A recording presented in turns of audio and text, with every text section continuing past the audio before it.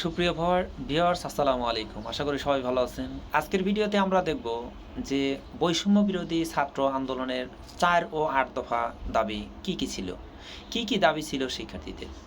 প্রথমেই আমরা আসছি ৪ দফা জরুরি দাবি পূরণে সরকারকে আরও ২ দিন আলটিমেটাম দিয়েছেন বৈষম্য বিরোধী ছাত্র আন্দোলনের সমন্বয়করা।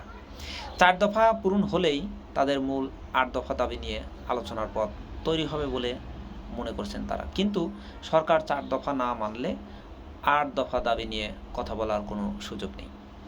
মঙ্গলবার বিকেলে ঢাকা রিপোর্টার্স ইউনিভার্সিটি মিলায়তনের সংবাদ সম্মেলন করেন বৈষম্য বিরোধী ছাত্র আন্দোলনের ৫ জন সমন্বয়ক ও ১ জন সহ সমন্বয়ক।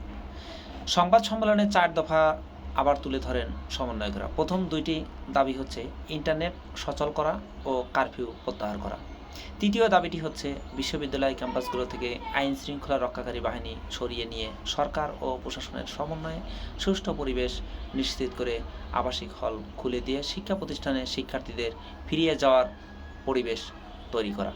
চতুর্থ দাবি হচ্ছে আন্দোলনের সমন্বয়কদের নিরাপত্তা নিশ্চিত করা। এসব দাবি মানতে গত রোববার রাতে সমন্বয়করা সরকারকে ২ দিনের আলটিমেটাম দিয়েছিলেন। এর আগে গত শুক্রবার রাতে রাষ্ট্রীয় অতিথি ভবন পদ্মায় সরকারের ৩ জন মন্ত্রীর সঙ্গে দেখা করে তারা ৮ দফা দাবি জানিয়েছেন।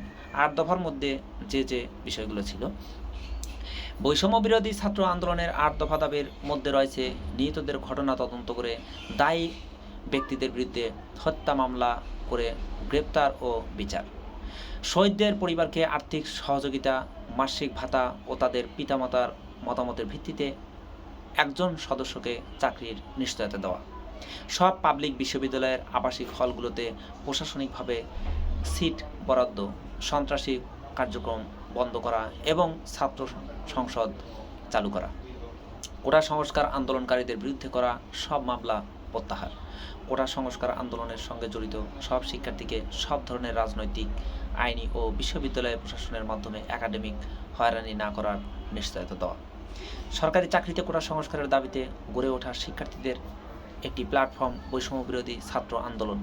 তাদের গতকালের সংবাদ সম্মেলনে অন্যতম আহ্বায়ক সার্জিস আলম বলেন, আমরা সরকারের প্রতিনিধিদের কাছে ৮ দফা দাবি জানিয়ে এসেছিলাম। এরপর ২ দিন আগে জরুরি ৪টি দাবি জানিয়ে এসেছি। এই ৪টি দাবি পূরণ না করলে বাকি ৮টি দাবি নিয়ে কথা বলার কোনো সুযোগ নেই। আমরা ২ দিনের আলটিমেটাম দিলেও এখনও এ বিষয়ে কোনো সাড়া পাইনি। আমরা আবার ২ দিনের একটি আলটিমেটাম দিচ্ছি। ওই ৪টি জরুরি দাবি মানার জন্য আমরা চাই বৃহস্পতিবারের মধ্যে সরকারের পক্ষ থেকে বিশ্ববিদ্যালয় প্রশাসনের সঙ্গে কথা বলে সুষ্ঠু পরিবেশ তৈরি করা হোক, যাতে শুক্রবার সব ক্যাম্পাসের শিক্ষার্থীরা ফিরে যেতে পারেন। আমরা কবে আন্দোলনের শেষ ঘোষণা করব তা পুরোপুরি নির্ভর করছে সরকারের উপর। সংবাদ সম্মেলনে লুঙ্গি পরে এসেছিলেন সমন্বয়ক নাহিদ ইসলাম। তিনি বলেন, তাকে তুলে নিয়ে আইন শৃঙ্খলা রক্ষাকারী বাহিনী নির্যাতন করেছে।